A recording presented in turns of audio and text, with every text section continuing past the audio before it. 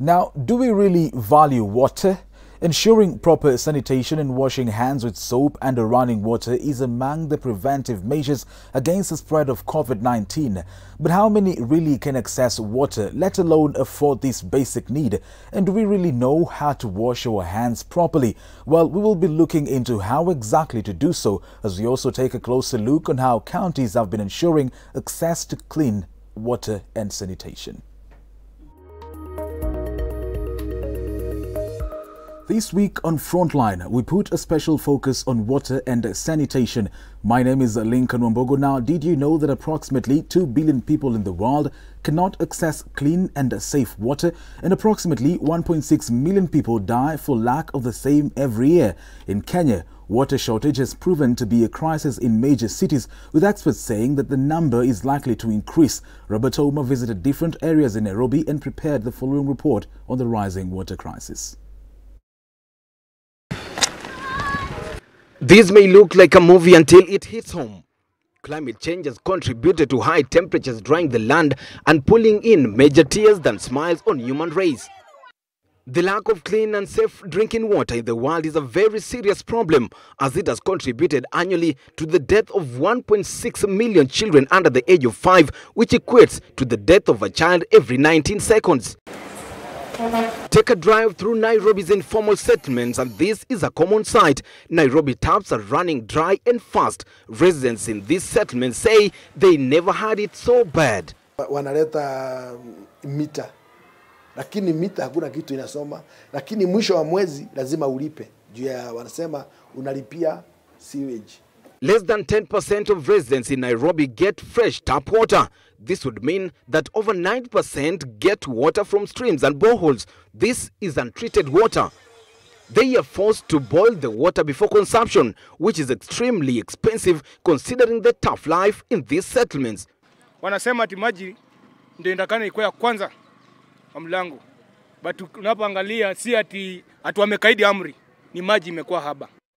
Maureen is among the many residents in Kayole, an area marred by crime and lawlessness, who could own a home in Nairobi. But all these have been shattered with high water expenses. To run her small business and house chores, she needs at least 10 jerrycans of water daily. A jerrycan goes for 20 shillings. This would mean that she needs 200 shillings daily. This would also mean that weekly she needs 1,400 shillings. Monthly she needs 5,600 shillings. Annually she needs 62,200 shillings to spend on water.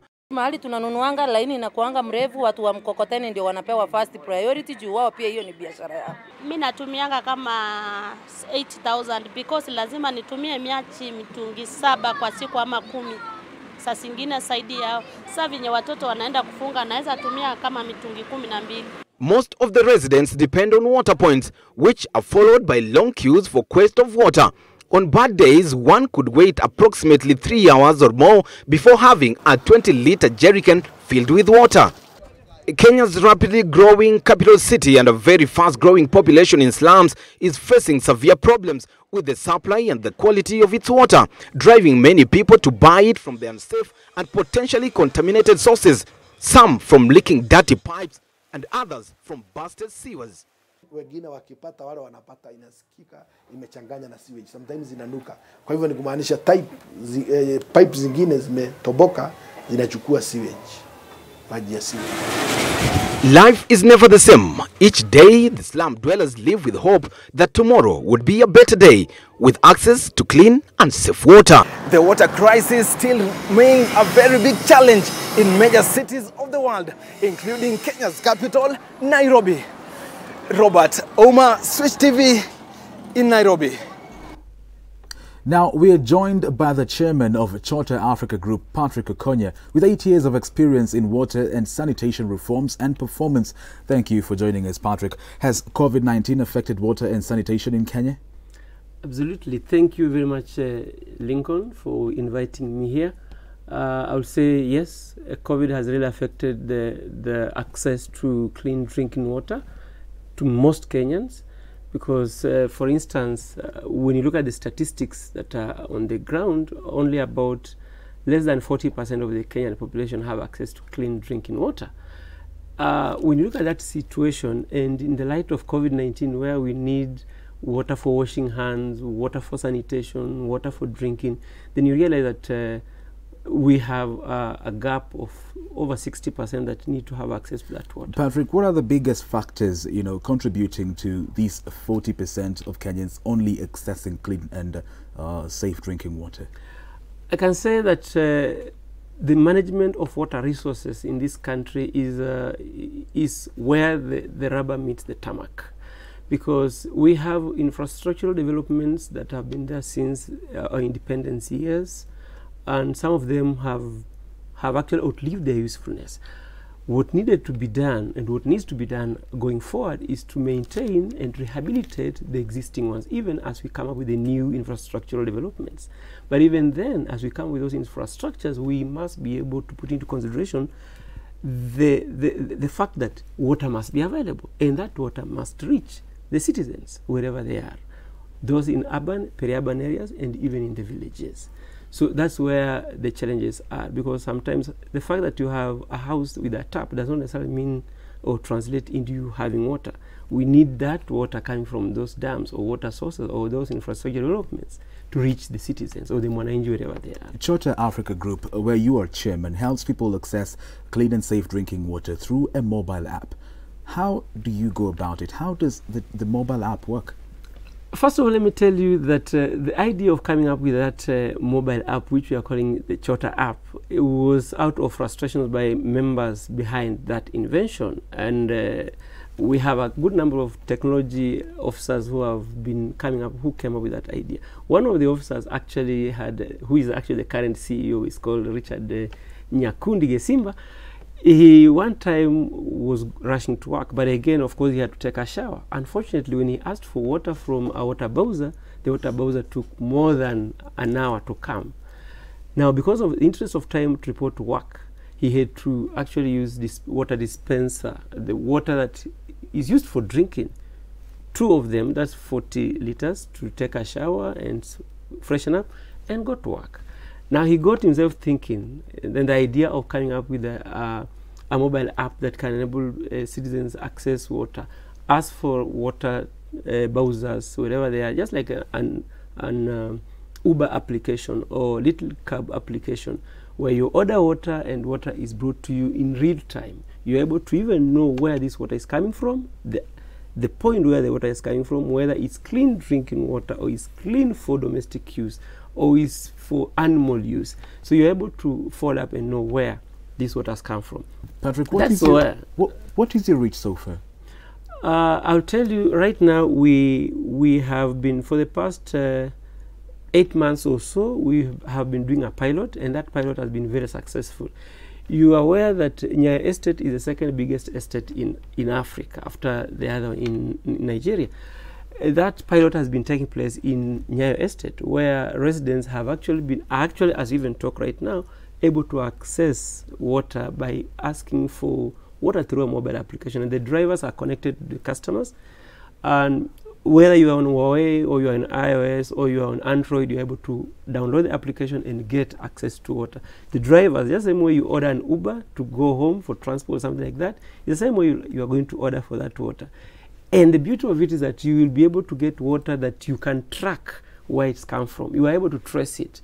And you're able to, if there's waterborne diseases, you're able to know who brought you the water. And you're able to know where did the water come from. Is it a licensed water service provider? And just to add on a quick one, is that the Ministry of Water and Sanitation and Irrigation, last year, in June the 8th, they gazetted a number of water bowsers in Nairobi City County. These are water bowsers that are responsible to ensure that you and I in Nairobi are able to access this water. They also they are gazetted about 350 water bowsers. They also gazetted over 250 fecal sludge exhausters. Those that are supposed to ensure that fecal sludge is moved from one point to the next and ensure that there is sanitation that is good for the citizens. And you know, our dignity is on clean sanitation. So basically, I'm aware that the ministry is still going around the country to ensure that they're able to register and license water bowsers and fecal sludge exhausters so that Kenyans can be able to order those either exhausters or water bowsers. The challenge was, and that's to the ministry and of course the citizens, how am I going to ensure that it is a licensed water bowser or it's a licensed exhauster that is coming to my home or is coming to my estate? Now, that's when with the idea of the Chota app coming up, we said we can now be able to partner with the Ministry of Water and Sanitation and Irrigation, and of course with the Nairobi Metropolitan Services and any other county of the 47 counties, so that even as the ministry registers and licenses those water bowsers and fecal exhausters, we are able to use the application to track to the citizen to ensure that actually the water bowser that is coming to you is not only licensed, but we are able to track where it has come from. We are able to track who is there. Patrick, how about the counties, where the network reach is a bit low? Again, I would like to say that Chota Africa Group, the application that the Chota Africa Group came up with is an application that can be used anywhere in the country. You can be able to, when you're connected to either any of the telcos, you can be able to access that. Or you are connected to any internet service provider, you are able to order for water wherever you are. You may be in Nairobi and you have a relative at the coast. You just order water while you are in the comfort of your house or in your office in Nairobi, and your relative at the coast or wherever they are in the country are able to have water delivered to them. What we are doing, because I told you we are on the pilot stage, is trying to ensure that we bring counties together. But we want the ministry and working closely with Nairobi Metropolitan Services to eventually now launch this application. Because what we have agreed in the conversation that has been going on with the Ministry of Water and Irrigation and Nairobi Metropolitan Services is to see how then they can be able to deploy this application, starting with the Nairobi and spreading across the whole country. Thank you, Patrick. That has been the chairman of Chota Africa Group, Patrick Kokonya, who has given us an outlook of the water situation in the country. We take a short break, and on the other side, we'll give you some exciting facts about the millions of germs living in our hands. Stay tuned. Wow. Thank you, Patrick.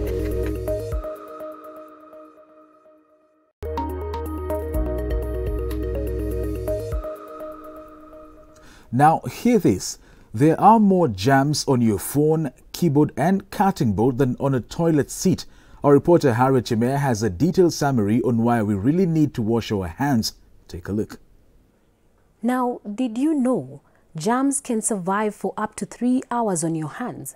And how many are they? According to the Centers for Disease Control and Prevention, CDC, there are between 2 to 10 million bacteria on your fingertips and elbows alone. The number of germs on your fingertips doubles after you use the toilet. When you don't wash your hands, you transfer the germs to the food and drinks you take. And here's why it is a threat that is becoming a silent pandemic. Nearly 80% of illness-causing germs are spread by your hands. One germ can multiply into more than 8 million germs in a day. In fact, there are more germs on your phone, keyboard and cutting board than on a toilet seat. Moreover, 1 in 5 people don't wash their hands, and of those that do, only 30% use soap. Then why are these facts so worrying? CDC puts it this way. When you wash your hands, you can prevent 1 in 3 diarrhea-related illnesses and 1 in 5 respiratory infections, such as a cold or flu and even COVID-19. So what's the best way to clean your hands? It's simple. Get your hands wet, turn off the water and apply soap. Rub your hands together to lather up the soap. Clean every surface from between your fingers and under your nails to your palms and back of your hands. Scrub for at least 20 seconds. If you need a way to time it, sing or hum Happy Birthday twice through. Turn the water back on and rinse well. Dry your hands with a clean towel. Your hands are not the only way that germs are spread. Germs of respiratory illnesses such as a cold or flu can be spread through coughing or sneezing into the air or on your hands. Did you know that when you sneeze, you shoot droplets with up to 100,000 bacteria and viruses into the air at 100 miles per hour? And those droplets can stay in the air for up to 10 minutes.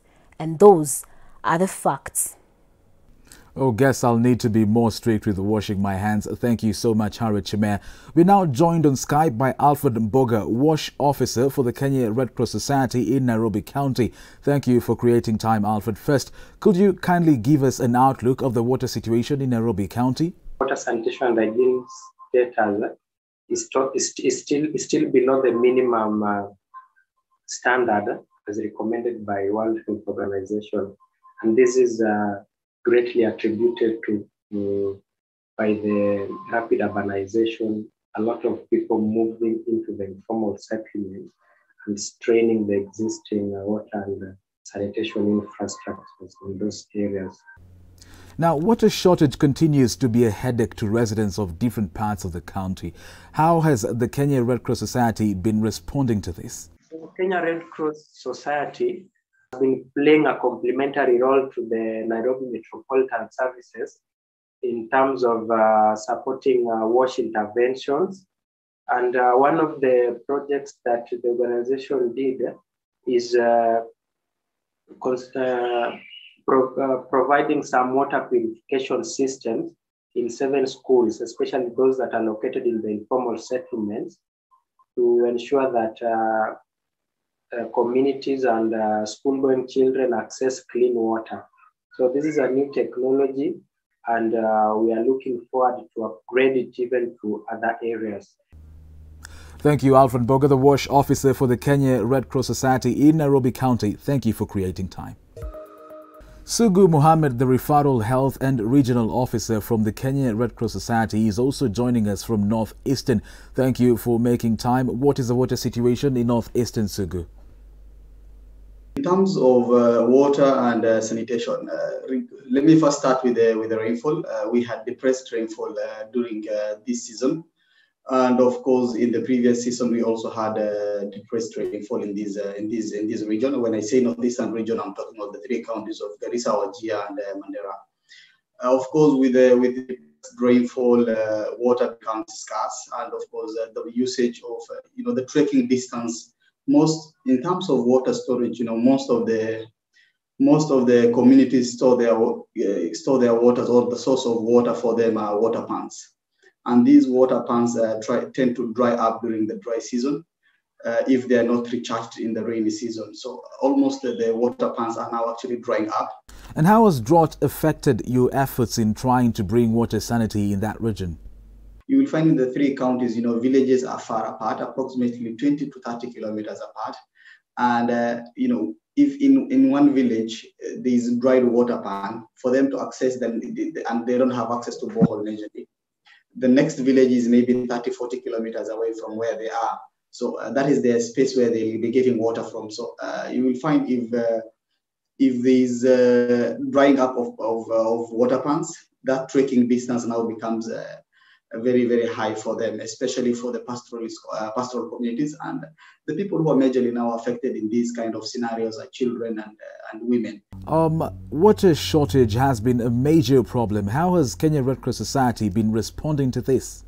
Well, Kenya Red Cross through the years has done a lot of investment in terms of water infrastructure. Investments such as solarization of boreholes, moving away from the use of diesel generators and all that in all the 3 counties. Maintenance of boreholes during the dry season, that is what has been happening through the years. However, uniquely during the COVID-19 period, we have majorly focused in schools in ensuring that schools children in school during these critical times have good access to running water.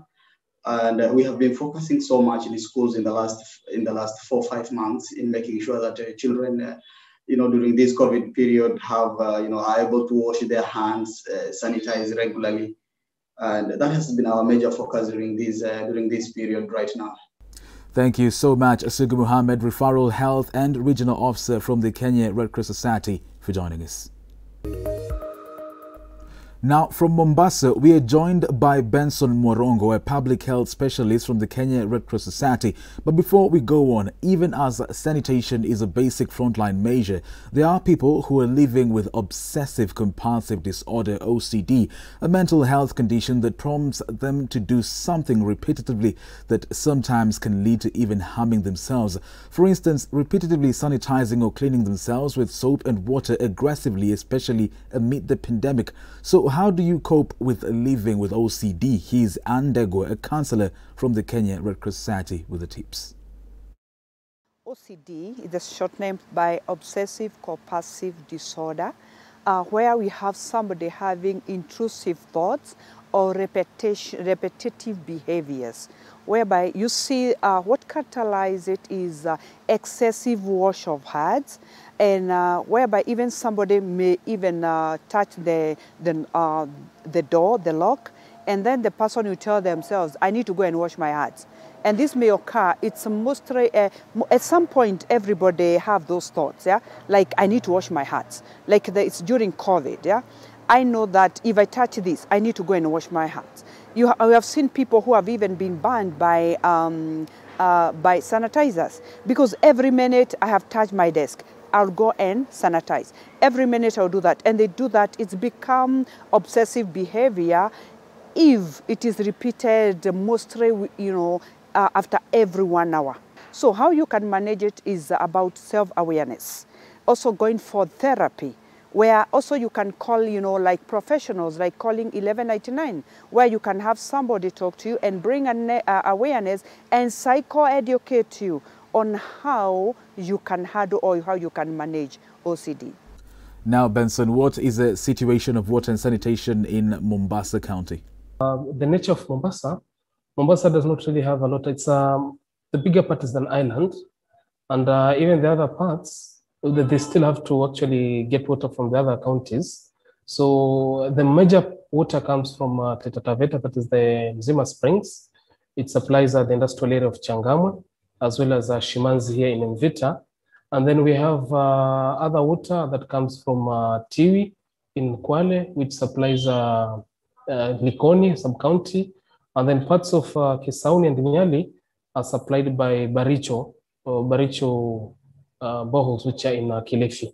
So generally, because of how the systems was designed, the system was meant to serve like a fifth of the current population.